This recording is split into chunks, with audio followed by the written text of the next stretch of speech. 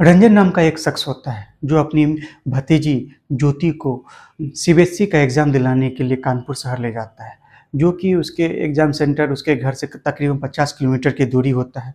तो वहाँ कानपुर में जाके एक रूम लेता है, 10 दिनों के लिए वो बुक करता है।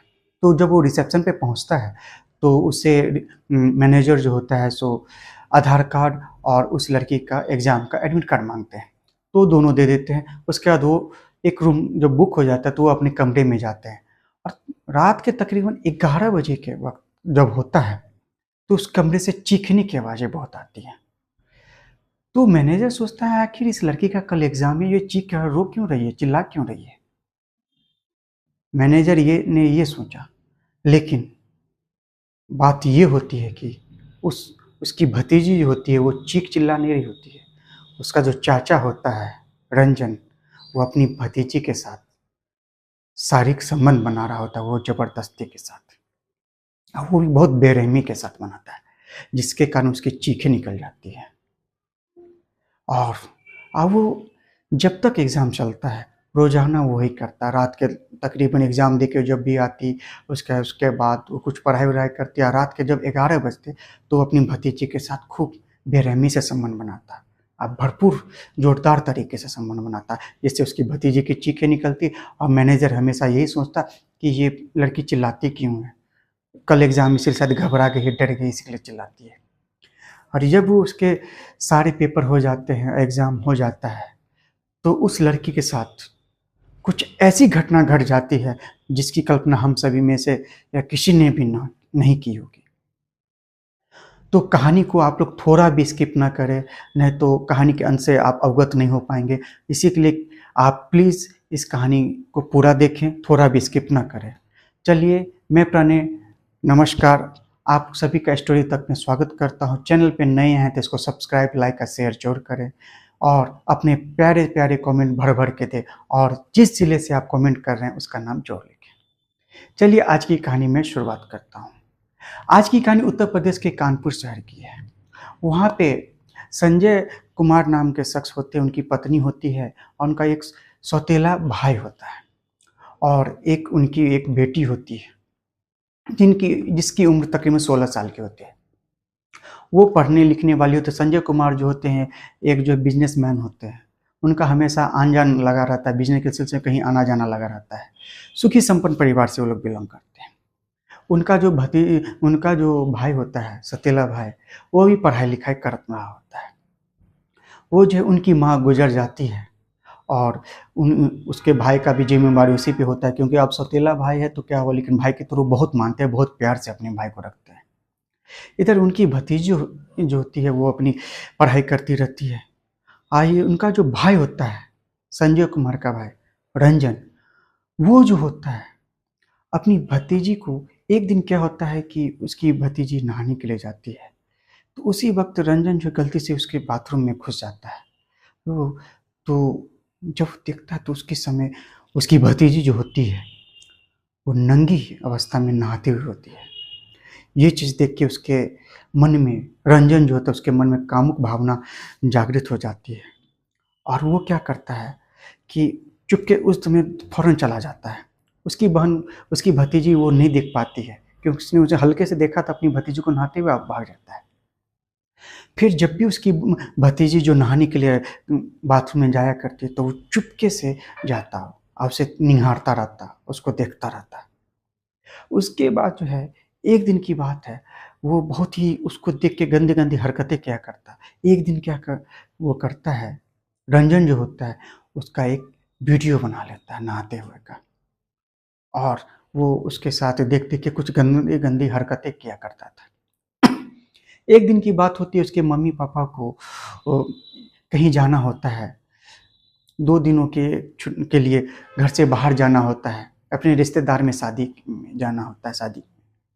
और उनका जो भाई होता है रंजन, वो घर पे ही होता है और उनकी बेटी जो होती है वो भी घर पे होती है, क्योंकि वो नहीं उनके साथ जाती, क्योंकि उसके सीबीएसई के बोर्ड के एग्ज़ाम होने वाले होते हैं, जिस कारण से रंजन और ज्योति दोनों घर पे ही होते हैं और उसके माँ बाप जो होते हैं कहते हैं इसका ख्याल रखना और हम लोग शादी से आते हैं। तो कहे ठीक है। इस बीच जो है रंजन जब उसका जो है वीडियो बना लेता है, तो ज्योति को एक दिन बुलाता है प्यार से, अब बातचीत करता है, उसे वो वीडियो दिखाता है। तो ज्योति एकदम सन से उसका दिमाग हो जाता है कि चाचा ये क्या है? ये तुमने क्या बना लिया? ये तो गंदी मेरी वीडियो है, इसे फ़ौरन डिलीट करो। कहता है नहीं, मैं ये डिलीट नहीं करूँगा, मैं इसे वायरल कर दूँगा, अगर मैं जो कहता हूँ अगर तुम वो ऐसा काम नहीं करोगे तो। वो लड़की बहुत घबरा जाती है, कहती नहीं चाचा प्लीज़ वायरल मत करना, मैं कहीं की किसी को मुँह दिखाने के लायक नहीं रहूँ, प्लीज़ ऐसे गलत काम मत करना चाचा। तो कहता है ठीक है, मैं नहीं करूँगा, लेकिन उसके एवज़ में मैं जैसा-जैसा तुम्हारे साथ कहता हूँ वैसा-वैसा तुम करो। वो कहता है मैं तुम्हारे साथ शारीरिक संबंध बनाऊँगा। वो कहती है वो लाचार हो जाती है, उसके पास कोई चारा नहीं बचता है। तो वो क्या करता है, वो बेचारी लाचार हो जाती है तो उसका फ़ौरन एक झटके से उसका सारा कपड़ा खोल देता है। उसका गोरा-गोरा बदन, वो बहुत ही खूबसूरत होती है, 16 साल की उसकी उम्र होती है, दिखने में बहुत ही खूबसूरत होती है। उसके बाद वो अपने भी एक झटके से कपड़े खोल लेता है, और उसका शारीरिक संबंध बनाना शुरू करता है। और उसके बाद उसके साथ वो बेरहमी से संबंध बनाना शुरू करता है। और खूब शुरू में तो उसे बहुत दर्द होता है, बहुत दिक्कत होती है, लेकिन धीरे-धीरे ज्योति को भी बहुत मज़ा आने लगता है, बहुत, तो वो भी उसे सपोर्ट करने लगती है। उसके बाद जब उसका मन भर जाता है, कामुक भावना उसकी शांत हो जाती है, काम वासना उसकी शांत हो जाती है उसके चाचा की, तब वो उसके पास में ही लेट जाता है। उसके बाद वो चला जाता है। फिर ये क्या बात थी, उसका जब मन करता उसे नोचता, खाता, उसके साथ शारीरिक संबंध बनाता, ज़बरदस्ती करता उसके साथ। और ज्योति भी उसे ना नहीं कर पाती क्योंकि उसने वीडियो बना रखा था। जब तक उसके भैया-भाभी आ नहीं जाते तब तक वो उसके साथ शारीरिक संबंध बनाता है।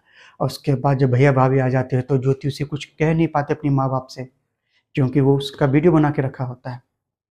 उसी बीच उसका एग्ज़ाम का डेट आ जाता है और उसके भैया-भाभी जो है, उसके भैया कहते हैं कि उम, रंजन तुम इसे जो है कानपुर ले जाओ एग्ज़ाम दिलाने के लिए, और तुम ही एग्ज़ाम दिला के लाना।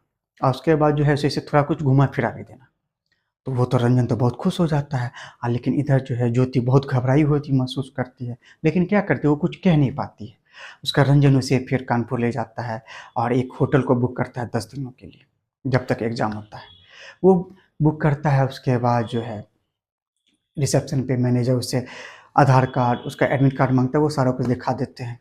और फिर वही जो मैंने आपको सारा कुछ कहा, उसके साथ रोज़ रात में उसके साथ संबंध बनाता, बेतरीका से संबंध बनाता, ज्योति उसका विरोध भी नहीं कर पाती, क्योंकि उसके साथ वो तो उसका वीडियो बना चुका है। उसके बाद खूब जब तक 10 दिनों में दसों दिन उसके साथ बेरहमी से संबंध बनाता है और ज्योति की हालत ख़राब हो जाती है। लेकिन अब क्या होता है कि ज्योति को भी खूब मज़ा आने लगा था।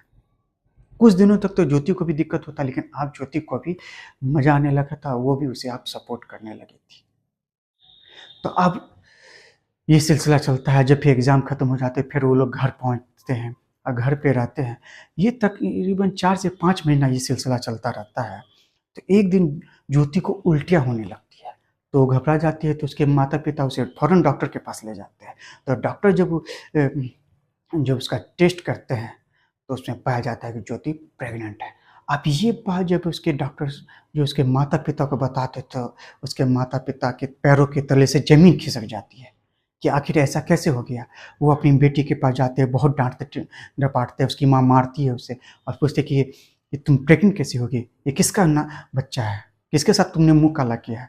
तो ज्योति पहले तो बहुत रोती-धोती है, लेकिन नहीं बताती। फिर बहुत उसकी माँ ने मारा, तो वो बताती है कि माँ मैंने कोई गलत काम नहीं किया है, ये चाचा रंजन का ही बच्चा है। उसने मेरे साथ मेरी नहाती हुई वीडियो बना लिया, उसके बाद मेरे साथ ज़बरदस्ती, तुम लोग जब शादी में गए थे, तो मेरे साथ ज़बरदस्ती किया और मेरे साथ हमेशा वो जब भी उसका मन करता वो ज़बरदस्ती करता, जब तुम्हें नहीं देखता तो मेरे साथ ज़बरदस्ती करता, और एग्ज़ाम दिलाने के लिए भी ले गया तो मेरे साथ ज़बरदस्ती करता, और जब कोई नहीं रहता तो वो किसी बहाने से कहीं घुमाने-फिराने के बहाने से वो होटल में ले जाता, मेरे साथ ज़बरदस्ती करता। मैं क्या करती? मैं कुछ नहीं कर पाती, मैं लाचार थी। जब उसकी ये बात सारी बात जब भैया-भाभी को मालूम पड़ा, तो रंजन को लाते हैं और उसके खिलाफ एफआईआर लॉन्च थाने में करवाते हैं और पुलिस वाले को सारी ये बात बताते हैं। पुलिस आती है और उसे घसीटते हुए ले जाते हैं थाने में, उसे उसके खिलाफ एफआईआर लॉन्च होता है, रेप का चार्ज लगता है, उसे जेल में बंद कर दिया जाता है और वो आज रंजन उसका चाचा, मुँह बोला चाचा, आज जेल में सड़ रहा है। फिर उसके माता-पिता जो होते हैं अपनी बेटी का जो है एबॉर्शन करा देते हैं और उसके बाद कुछ दिनों के बाद उसे थोड़ा रिलैक्स करके फिर उसके बाद पढ़ने लिखने पे ध्यान देते हैं। कहते हैं कि पढ़ाई लिखाई करो, जो बात हुआ उसे भूल जाओ, आप ज़िंदगी में आगे बढ़ो। फिर ज्योति भी नॉर्मल हो जाती है और उसके बाद अपने पढ़ाई लिखाई पे आगे बढ़ती है और इसी तरह आज की कहानी ख़त्म होती है।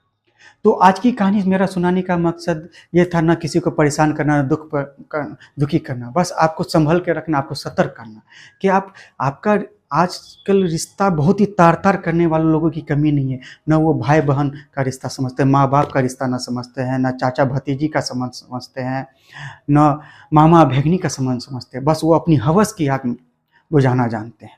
तो आप अपने बच्चों पे हमेशा ध्यान दें, अपने सगे से सगे रिश्ते पर भी हद से ज़्यादा भरोसा ना करें और अपनी बच्चों पे हमेशा ध्यान दें कि वो कहाँ जाते हैं, क्या करते हैं, कैसे करते हैं। तो चलिए, आज की कहानी मैं यहीं पे ख़त्म करता हूँ। मिलता हूँ आपसे नेक्स्ट एपिसोड में। तब तक पढ़ने को दीजिए इजाज़त। जय हिंद, जय भारत।